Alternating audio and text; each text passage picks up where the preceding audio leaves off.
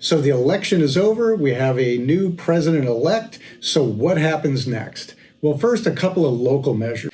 Prop 33 was defeated by a large margin. And if you know, Prop 33 would have expanded the tenant protections and limited our ability to raise rents on our investment properties. So I think we can all sleep better knowing that one failed by a large margin.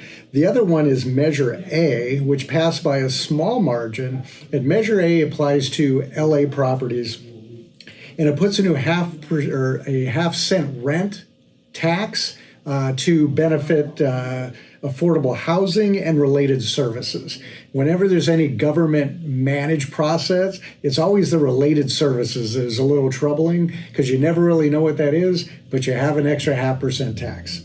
On the national scale, with Trump now being the president-elect, he's a real estate guy, and I think that's really going to pan out for everybody. His general policy is twofold, right? One is he wants to cut mortgage rates, and he's going to do that by trying to slash inflation. The other thing, he's very supportive of home ownership and the need to have great housing. So what he's said in his prior statements, whether he's going to support the home ownership by providing tax incentives to encourage home ownership. He's going to cut unnecessary regulations that increase the cost of housing. And if he ever tried to get a permit to build anything, unbelievable. So if he can cut out that red tape, that would be great.